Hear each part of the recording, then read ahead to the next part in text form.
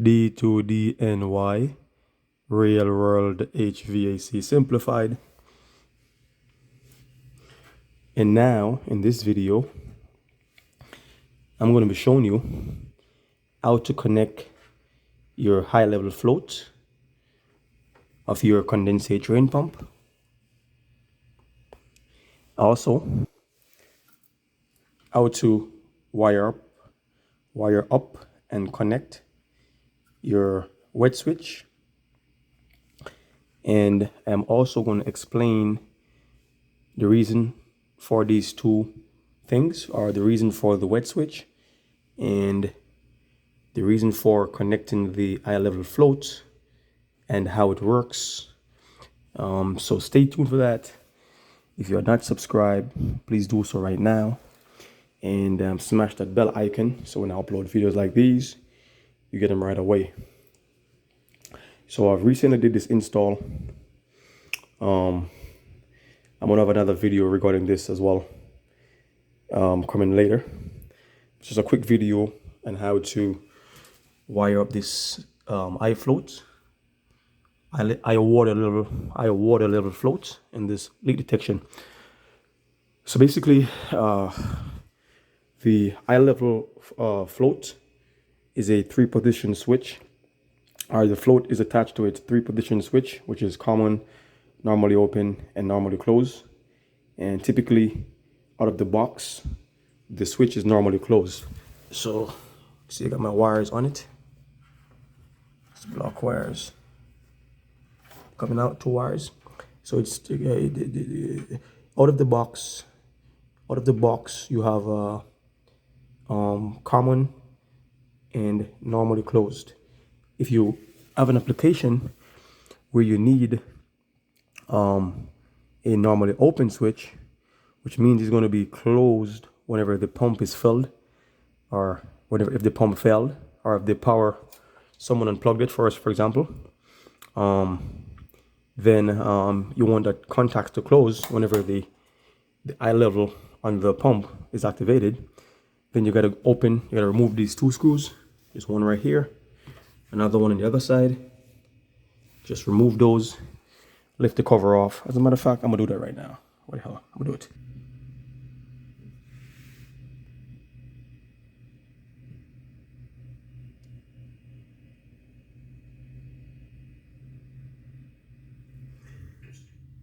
So as you could see, there's an extra prong on the high level float switch that's not been used.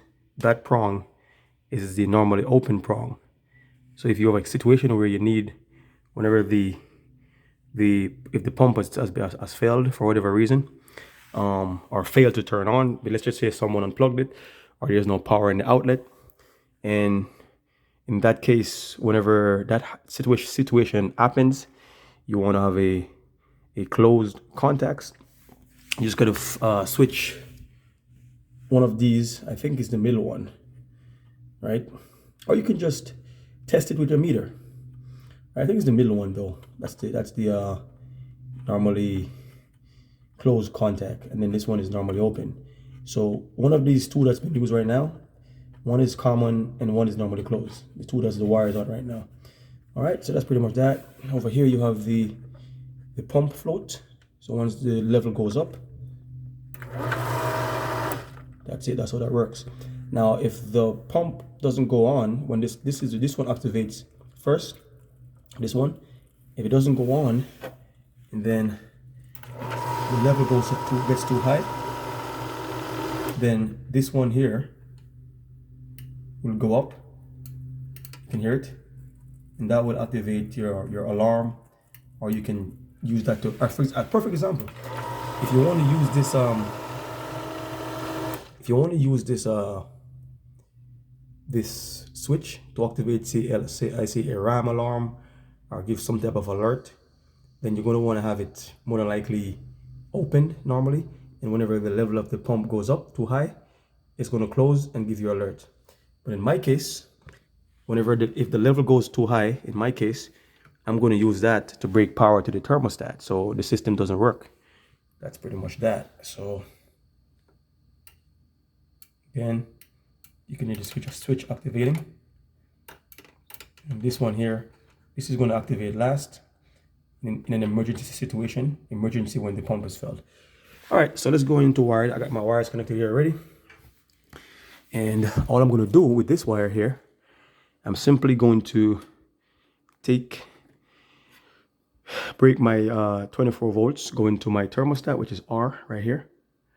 And this is for pros and beginners, not for do-it-yourselfers. I mean, do-it-yourselfers, if you want to give it a shot, your call. But I'm not really doing this for you guys. So currently I have my wet switch wired up. So the wet switch requires 24 volts power for it to work. So hence the drawing on here. So you got black is common, and red is the 24 volts hot. Doesn't matter because it's AC or alternating, so you can just put whatever. You know, it's not really, you could put 24 volts hot here and 24 volts common over there. Doesn't really make a difference. And then over here is your switch. So just like I said on the iFloat in the pump, it's a 3-position switch, which this one right here is your common. It's a perfect example. This one is your common, green is your common, and the orange is normally closed, and the white is normally open, right? So in my case, whenever the switch activates, I want it to do the same thing that switch will do, which will be opening or breaking the power to my thermostat, so my system can't work.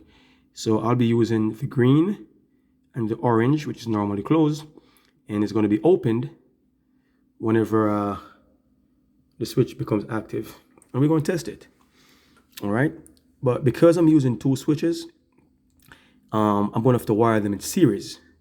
Okay. If you don't know what that means, it means end to end. I'm kidding. All right. So what I'm going to do, I'm basically going to take my 24 volts from the R terminal right here. As you can see, I've already have this red wire here. This is my 24 volts hot. That should have been going to my thermostat. Well, you can see these wires does not go to my thermostat. This red wire here goes to my wet switch. As you can see on the wet switch schematic, that's the red wire. And this wire came with it. This wire came with it, right? So the red, right? So this is the red from the wet switch, and this is the green from the wet switch, right? So remember, the green is the common. So if you're paying attention, so I got my red. My red is spliced with my green up top over there. So I got red spliced with my 24 volts right here. I'm green spliced with my 24 volts over here, the red wire. So now, when the switch is in its normal state, the green and the orange is connected. So now the orange will have 24 volts as well. So now I'm going to take this orange wire and connect it to the 24 or to the R that goes to my thermostat. So basically, the 24 volts is going to be coming out of from the green, because it's spliced over here with this 24 volts, and it's going to go through and goes to the orange. And if there's a problem, this switch will change position, and now we'll have 24 volts going to the white, and no longer going to the orange. And then the system will cut off. So if you need more explanation, I'll leave that, just leave in the comments and I'll explain. If you got questions, leave in the comment section. And so, but because I have 2 switches, it gets a little bit more complicated. I'm going to, so this is orange, and this is the wire going to my thermostat. This is going to my R on my thermostat. Now, typically this wire would be right here in this terminal. That's where I put it. But again, this is the power feed in my leak detection down bottom. This green is spliced with that, getting power as well. And this green, it goes to the leak detection, and it brings the power back to the orange, which then goes into my thermostat. So now I'm gonna add another switch to that. I'm gonna take this apart, and I'm gonna put one end of this wire over here on the orange, on the other end on this wire going to my thermostat. So now I have 2 switches in series. Stay tuned for that. So basically that's what it looks like in a normal situation. the R from the AC unit. The R from your AC unit goes to the R in your thermostat, and you're done. When you're dealing with flood and leak protection, the R from the AC unit, in this case, will go to the green wire from your wet switch, and then there's an internal connection between the green wire and the orange wire, internal to the wet switch, of the wet switch inside of it. And then from the orange wire, you go into the common of your pump high float switch or high level float switch. It's a drain pump or condensate pump. Okay, and then that is also a normally closed. So when you go to common, you continue through to the NC, which is a normally closed. That is the second wire and the pump switch, and then from that you go back to the R on the thermostat. So I was out of paper, out of space. That's the R on the thermostat. So we start R from the AC unit, go through the wet switch. From the wet switch, we go through the pump high float, and then to the thermostat. And that's it. So if the wet switch is active, because there's water in the pan, because the drain is clogged, it's going to break the power leaving the AC unit, the R or the 24 volts leaving the AC unit is going to break that, and it won't get to the thermostat. The system is going to stop. If the wet switch is all right, so the power passes through, this is okay. But then the pump, someone unplugged it or it failed, then the high level float is going to open. The normally closed contact is going to become open, and the 24 volts or your R power will stop right here, and it won't get to your thermostat, turns everything off, and save the day. So that's pretty much it. I'm gonna go ahead and finish the wiring. Actually, I did finish the wiring. So there you go. This is the orange wire out of my wet switch. This is the wire from my wet switch. And as I can say, the white wire I didn't use. Okay. And obviously you gotta put the common as well, because the wet switch has to be powered. Okay, so when I turn on the AC unit, see there's a light on the wet switch, green light indicating there's power. Power is on. I can go in and hit the test button. Now it's tripped, and my thermostat does not have 24 volts. All right, reset it, and I'm just gonna go ahead and put the fan on and demonstrate it. I'm also gonna get some water and pour in the pump so you can see how that works as well. Stay tuned. The first thing I'm gonna go ahead and test is the wet switch. Now, this fan has a smart board in there, or this unit, this air handler. So what's gonna happen is once I activate this, the fan won't stop right away. As you can hear, it's running right now, and see that it's running right now. It won't stop right away because the board's gonna give it a little time delay. I think there's like a 90-second time delay. I don't know. I think so. But I'm gonna go ahead and demonstrate it anyways. So I'm gonna hit stop, and I'm gonna hit the test.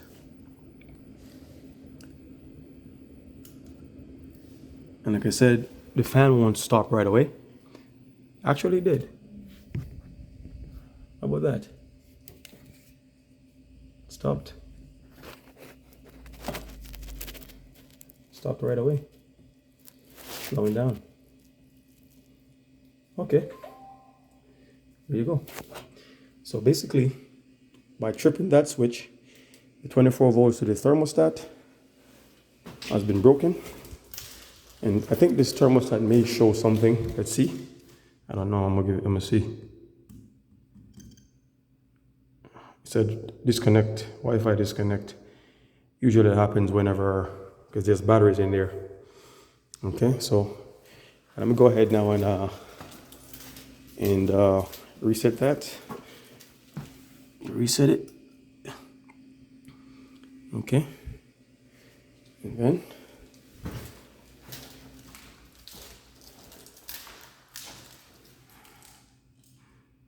back on, baby. So the fan is back on now. Okay. All right, so I'm going to do the same thing for the high level flow to the pump.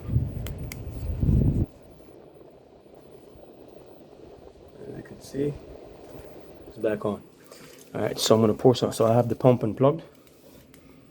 My light over there. I have the pump unplugged. I'm going to go ahead and pour some water into it. And being that the pump is unplugged, we should go off on high level float.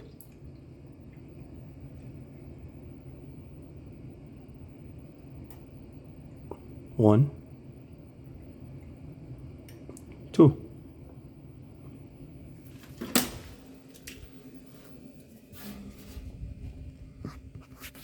Just turn it off. Slowing down, baby.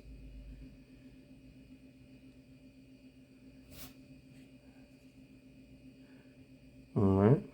Now she's come to an halt. It stopped. So that would basically mean if my pump doesn't work, if there's water in my pan, my AC unit will turn off. And the thermostat once again shows no power. All right, so let me go ahead and just plug the pump back in, you know, indicating normal operation. And it should restore.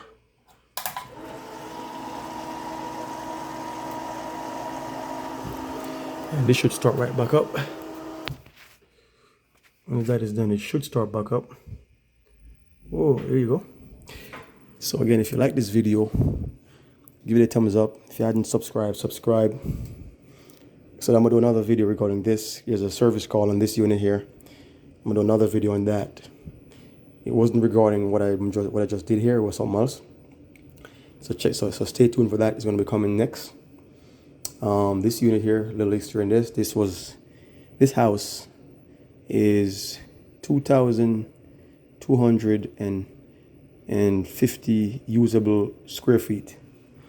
Okay, so this here, so that's 2,250 usable square footage in this house, not including the basement. So with the basement, you had another about 375, 380 square feet.